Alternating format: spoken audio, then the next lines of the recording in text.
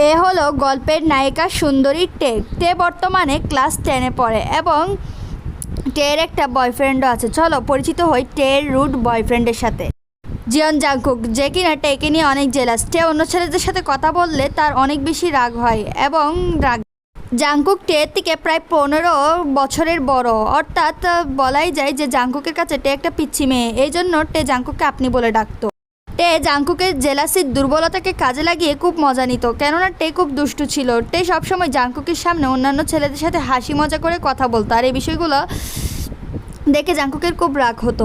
যে ছেলেগুলো টের সাথে মিশতো তাদের অবস্থা হতো ঠিক এরকম। মানে তোমরা বুঝতে পারছো টের মজার কারণে কত ছেলের অবস্থা এমন খারাপ করে দিয়েছে জিয়ন জাংকুক। কিন্তু এসব দেখে টের মনে তো একটু অনুতাপ হয় না, উল্টা সে ছেলেদেরকে মার খাইয়ে খুব মজায়। জিয়ন জাংকুকের কারণে সব ছেলেরাই টের সাথে মিশতে ভয় পেত, কিন্তু কোনো অক্ষরে নতুন ছেলে আসলে সে টের সাথে ভুল করে মিশে ফেলতো এবং তার অবস্থা খারাপ। একদিন রাত 9টার দিকে টে তার ঘরে একাই ছিল। মূলত টের মা বাবা কোথাও গেছে এবং যাওয়ার আগে বলে গেছে তাদের ফিরতে দেরি হবে, তারা একটি ইম্পর্টেন্ট কাজে গেছে। এদিকে টে তো ঘরে একা একা খুবই বোরিং ফিল করছিল, তাই সে জিয়ন জাংকুককে ফোন দেয়। হ্যাঁ হ্যালো, আমি ঘরে একা আছি, মা বাবা যেন কোথায় গেছে আর যাওয়ার আগে বলে গেছে যে তাদের ফিরতে দেরি হবে, ইম্পর্টেন্ট একটা মিটিংয়ে গেছে, আপনি চলে আসুন, একসাথে বসে গল্প করব, বোরিং লাগছে। এর মুখে এই কথা শুনে জাংকুক তো রাতের আকাশে সূর্য দেখছে খুশিতে পাগল হয়ে। কি টে বেবি, আমি এখনই আসছি, চিন্তা নেই। এরপরে জাংকুক টেদের বাড়ির উদ্দেশ্যে রওনা দিতে শুরু করে আর যেতে যেতে ভাবতে থাকে, টে তুমি আমার জেলাসি নিয়ে অনেক খেলেছো, আমার সামনে অনেক ছেলেদের সাথে তুমি মেলামেশা করেছো, আমার জেলাসিকে পরোয়া করিনি, আজ তোমাকে শাস্তি দেব। তুমি নিজের বিপদ নিজেই ডেকেছো টে, আমাকে ইনভাইট করে। এরপরে জাংকুক খুশি মনে টেদের বাড়ির সামনে চলে আসার দেখে টে দরজা খোলাই রেখেছে। জাংকুক ভাবতে থাকে বোধহয় সে আসবে বলে টে আগে থেকেই দরজা খোলা রেখেছে। তারপর সে দরজাটা আলতো করে খুলে ভেতরে ঢুকে জিয়ন জাংকুক দেখে টে খাটের উপর বসে ফোন টিপছিল এবং দেখেই বোঝা যাচ্ছে টেকে যে সে জিয়ন জাংকুকের অপেক্ষায় ছিল। আপনি এসে গেছেন, আমি আপনার জন্য কতক্ষণ ধরে অপেক্ষা করছি, আসতে তো দেরি হলো কেন? আর আমার ঘরে অনেক বোরিং লাগছে, আমার মা বাবা যেন কোথায় গেছে, তাই গল্প করার জন্য আপনাকে ডেকেছি। না মানে টে, তুমি কি শুধু আমাকে গল্প করার জন্যই ডেকেছো, আর কোনো প্ল্যান নেই তোমার? আর কি প্ল্যান থাকবে? কথাটা বলেই টে মুচকি মুচকি হাসতে লাগলো, বেশ লজ্জা নিয়ে কথাটা বলেছে টে। কথাটা দাঁড়াও টে, তোমাকে আমি বোঝাচ্ছি কি বলছি আমি।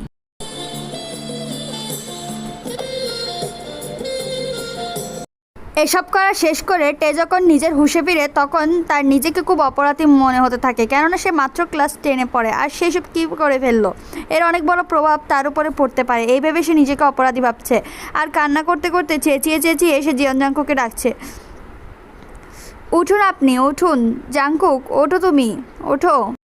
কি হয়েছে টে বেবি, এত চিল্লাচ্ছ কেন? আদর কি কম হয়েছে? আসো আরেকটু আদর করে দিচ্ছে। দেখুন, আমার মনে হচ্ছে আমাদের সম্পর্কটা এখানে শেষ করা উচিত। আমরা আজকে যেটা করে ফেলেছি সেটা আমাদের বয়স অনুযায়ী অনেক বেশি হয়ে গেছে। আমার মা বাবা এইসব বিষয়ে কিছু জানলে আমাকে জ্যান্ত কবর দিয়ে দিবে। তারা তো আমাদের রিলেশনের বিষয়ে জানে না, আর এসব বিষয়ে যখন জানবে তখন কি করবে? প্লিজ আপনি আমার জীবন। এরপর জিয়ন জাংকুক টেকে জড়িয়ে ধরে। আরে টে বেবি, তোমার আবার কি হলো? এসব কি উল্টাপাল্টা কথা বলছো? সম্পর্ক শেষ করে দিব মানে এসে আরেকটা আদর করে দিই? তোমার মাথা খারাপ হয়ে গেছে, কম আদর করেছি তো? টের চোখ দিয়ে তখন পানি পড়ছে। আপনি কি পাগল হয়ে গেছেন? এখনও আপনি এই বিষয়টা সিরিয়াস নিচ্ছেন না? আপনি চলে যান এখান থেকে, আমি কিচ্ছু শুনতে চাই না, বেরিয়ে যান। টে দেখো, তুমি কিন্তু বেশি বাড়াবাড়ি করছো, আমি কিন্তু তেমন কিছু করিনি, তুমি কিন্তু খুব ব্যবহার খারাপ করছো আমার সাথে, এসো তো। টে কিচ্ছু শুনতে চাচ্ছিল না, সে জাংকুকের ওপর চেঁচামেচি করতে থাকে। এক পর্যায়ে জাংকুক সেখান থেকে চলে যায়। জাংকুক যাওয়ার পর টে নিজের রুমে বসে নিজেকে অনেকক্ষণ দোষ দিয়েছে আর কান্নাকাটি করেছে। এসব বিষয়ে টে তার মা বাবাকে কিছু বলেনি। এরপর থেকে টে জাংকুককে ইগনোর করতো স্কুলে গেলে, আর জাংকুককে ব্যতীত অন্যান্য ছেলেদেরকেও টে খুব বেশি ইগনোর করতো, আর জাংকুকের গায়ে এসব কাটার মতো ফুটতো। একদিন স্কুল ছুটির পর টে নিজের ঘরে চলে যাচ্ছিল, তখন জাংকুক পেছন থেকে দৌড়াতে দৌড়াতে টেকে ডাকতে থাকে, টে। টে তখন দাঁড়িয়ে পিছনে তাকিয়ে দেখে জাংকুক তার দিকে দৌড়ে দৌড়ে আসছে। আপনাকে না আমি বলেছি এই সম্পর্কটা আর কন্টিনিউ করবো না, তাও কেন আমাকে আপনি ফলো? সম্পর্ক কোনো ছিনিমিনি না, বলো না, মানুষই তো ভুল করে। তুমি ওইটুকু ভুলের জন্য আমাকে এত বড় শাস্তি দিচ্ছ, এত বড় সম্পর্কটা তুমি ভেঙে ফেলছো। সম্পর্কটা বেশি দিনের না, একটা বছরও কাটেনি আমাদের এই সম্পর্কের। আপনি আমাকে ভুলে যান, নিজের মতো বাঁচুন। আর ওই দিন আমি আবেগের বশে আপনার সাথে এসব করেছি।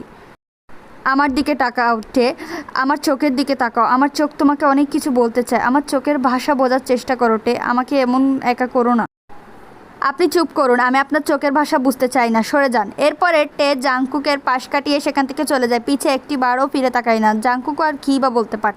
ঘরে এসে টে কান্না করছিল, তখন টে যা ভয় পেয়েছে তাই হচ্ছে, অর্থাৎ টের বমি পাচ্ছে, সে সেন্সলেস হয়ে যাচ্ছে, তার টক খেতে ইচ্ছা করছে। আই থিঙ্ক আর্মিস তোমরা বুঝতে পারছো যে টের কী হয়েছে। যেহেতু টের মা বাবা এসব বিষয় জানতো না, তাই তারা এসব বিষয় খুব নর্মালভাবেই নিচ্ছিল। আর টের মা বাবা অনেক রুড হওয়ায় টে তার মা বাবাকে এসব বিষয় বলতে খুব লজ্জায় পাচ্ছে। টের মা মিনিয়ঙ্গি, যা সে দেখতে যেমন সুন্দরী, তার মেয়েও জন্ম হয়েছে তেমনই সুন্দর। আর বাবা পার্ক জিমিনা, এই দুজনের একমাত্র মেয়ে টে।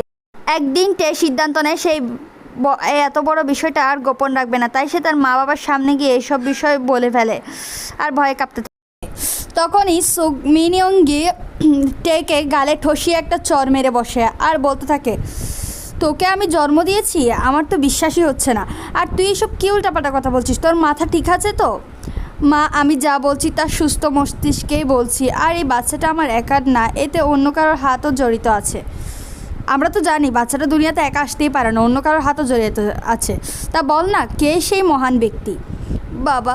এরপরে টে কান্না করতে শুরু করে আর বলতে শুরু করে, বাবা, সে আর কেউ নয়, আমার ক্লাস 10-এর বয়ফ্রেন্ড জিয়ন জাংকুক। আমি ওকে একদিন ডেকেছিলাম গল্প করার জন্য, আর ও আমার সাথে এসব করে। এরপরে টে আর কিছুই বলতে পারে না, অজরে কাঁদতে থাকে। হয়েছে, তোকে আর কেঁদে আমাদেরকে উদ্ধার করতে হবে না, ছেলেটাকেই ডাক, আমরা যা বলার ছেলেটার সাথেই বলবো, তুই তো আর কিছুই বলতে পারছিস না। ছেলেটার সাথে সম্পর্কে জড়ানোর আগে তুই একবারও প্রয়োজন মনে করলি না টে আমাদেরকে বলার? যা হয়েছে তোর সাথে বেশ হয়েছে, এখন ছেলেটাকে ডাক দি। এরপর টে তার মা বাবার সামনে জিয়ন জাংকুককে কল দেয়, এবং তার মা বাবা বলেছিল ফোনটা লাউড স্পিকারে রাখতে, এই জন্য টে ফোনটা লাউড স্পিকারে রাখে। হ্যালো জাংকুক, আমি তোমাকে একটা কথা বলতে চাই। আমি জানতাম টে তুমি আমার সাথে আবার রিলেশনশিপ ব্যাক করতে চাবে, আর আই থিঙ্ক তুমি এখন এটার জন্যই ফোন করেছো। চিন্তা নেই, আমি তোমাকে মাফ করে দিব। আমার মন তো আর তোমার মতো কঠোর না যে এইটুকানি ভুলের জন্য মাফ করবো না। ঠিক আছে বেবি, আমি তোমার সাথে রিলেশনশিপ আবার ব্যাক করব। আগে আপনি আমার কথাটা শুনুন না, আমি আপনাকে রিলেশনশিপ ব্যাক করার জন্য ফোন করিনি, আমার মা বাবা আপনার সাথে দেখা করতে চেয়েছে, এজন্য ফোন করেছি। What, your mom and dad? তুমি তো বলেছো তোমার মম অ্যান্ড ড্যাডের থেকে তুমি এই রিলেশনশিপটা হাইড রেখেছিলে, এখন তোমার মম অ্যান্ড ড্যাড হুট করে আমাকে ডাকতে চাইছে, আমার বিষয়ে জেনে গেছে কীভাবে? তবে কি আমি ভাববো টে তোমার মা বাবা অর্থাৎ আমার শ্বশুর শাশুড়ি মা আমাকে আমি যা ভাবছি তার জন্য আপনি কি ভাবছেন তা আমি জানি না। আর আপনি আমার মা বাবাকে আপনার শ্বশুর শাশুড়ি মা কেন বলছেন? আমি কি আপনাকে বিয়ে করছি নাকি? আপনি এখন আসুন, আমার মা বাবা দেখা করতে। কিন্তু কেন ডাকছে টে সেটা তো বলো। আরে ফোনটা কেটে দিল। এরপর জাংকুক টেদের বাড়ির পথে রওনা হয়। কি আর করার, টের মা বাবা তার সাথে কথা বলতে চায়। মা বাবা, তোমরা কি আবার ওনাকে মারাটার জন্য ডাকছো না তো? দেখো ওইখানে আমারও দোষ আছে, ওনাকে মেরো না দয়া করে। টে, তোর এসব অ্যাডভান্স চিন্তা বাদ দে, আসলে তো দেখবি ও যে আমরা ওর সাথে কী করার জন্য ডেকে। আর টে, তোর ওই ফালতু ছেলেটার জন্য এত দরদ কেন লাগছে? আবার উনিও মারাচ্ছিস, এত বড় সর্বনাশ করেছো তো। তারপর এরই মধ্যে জিয়ন জাংকুক চলে আসে। টে দরজা খুলে এবং জিয়ন জাংকুক কারো বেয়াদব ছেলের পরিচয় দিয়ে সুন্দর করে সোফার উপর পায়ের উপর পাতলে বসে পরে সে, এই বেয়াদব ছেলে, এই আমার মেয়ে সর্বনাশ করেছো তাও মেনে নিচ্ছে, আবার দুইটা মুরব্বী মানুষের সামনে পায়ের উপর পাতলে বসে পড়েছো কেন? ছেলেটা তো সর্বনাশ করেছে টে, এরকম একটা ছেলের সাথে তুই কীভাবে রিলেশনশিপে জড়ালি? না কোনো ভদ্রতা আছে, কিছুই তো নেই ছেলেটার কাছে দেখে মনে হচ্ছে। দেখুন, আপনি এমনিতে আমার সর্বনাশ করে আমার মা বাবার চোখে অনেক খারাপ হয়ে গেছেন, তার উপর বেয়াদবি করে আরও একটা বড় বেয়াদবির পরিচয় দেবেন না, পাটা নামান। এরপরে জিয়ন জাংকুক পা নামিয়ে বসে, কারণ তার বেবি টে বলেছে বলে কথা। আচ্ছা টে, তোমার মা বাবা আমার সাথে এমন খারাপ ব্যবহার কেন করছে? ভাবলাম কি না কি, আর হলো কি না কি। এরপরে টে কিছু বলতে যাবে, এর আগে জিমিনা টেকে নিজের রুমে যেতে বলে, কেননা জাংকুকের সাথে মিনেয়ঙ্গি এবং জিমিনা একাকিত্বভাবে কথা বলতে চায়, তাই টে নিজের রুমে চলে যায়। তা বলুন হবু শাশুড়ি মা, আপনারা আমাকে এখানে কি বলার জন্য ডেকেছেন? আমি খুবই এক্সাইটেড শোনার। চপ বেয়াদব ছেলে কোথাকার, থাপ্পড় মেরে তোমার 32টা দাঁত আমি এখানেই ফেলে দেবো। হয় কি করে আমার মেয়ের দিকে নজর? আর নিজেকে একবার আয়নায় দেখেছো? আমার মেয়ের সাথে কি তোমার যায় নাকি? আমার মেয়েটা সরল সাদাসিধা বলে আমার মেয়ের সঙ্গে কোনোভাবে সম্পর্কে জড়িয়ে শেষমেশ তুমি ওর সর্বনাশটাই। আচ্ছা আমি টের সাথে কী এমন করেছি? টের কোনো ক্ষতি তো করিনি, তাহলে আপনারা বারবার বলছেন যে আমি টের সর্বনাশ করে। এরপর পার্ক জিমিন নিজেকে শান্ত করে বলে, তুমি আমার মেয়ের কী করেছো সেটা বড় কথা না, এখন এই মুহূর্তে তুমি আমার মেয়েকে বিয়ে করবে। না করার তা তো করেই নিয়েছো, ছোটো মানুষের মন, এখন আমি তোমাদেরকে আর কী বোঝাবো? এখন তুমি এই মুহূর্তে আমার মেয়েকে বিয়ে করবে, এটাই শেষ। আচ্ছা আপনি কি পাগল ছাগল হয়ে গেলেন নাকি? এরকম একটা বজ্জাত ছেলের হাতে আমার এত সুন্দর মেয়েটার জীবন নষ্ট করছেন নাকি?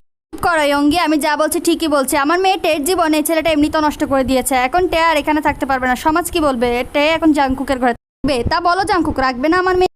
সেটা তো ঠিক আছে, আমি না হয় টেকে রেখে নিব, কিন্তু সর্বনাশটা কি করেছে সেটা আমাকে বলা হচ্ছে না কেন? ওয়াট? এরপর জিমিন টেকে ডাকতে শুরু করে, কেননা জিমিন লজ্জায় এসব বলতে পারছিল না। নিজের মেয়ের এসব কথা কি সে বলতে পারবে? তাই সে চাচ্ছিল টের মুখ জাঙ্কুককে এসব শোনানোর।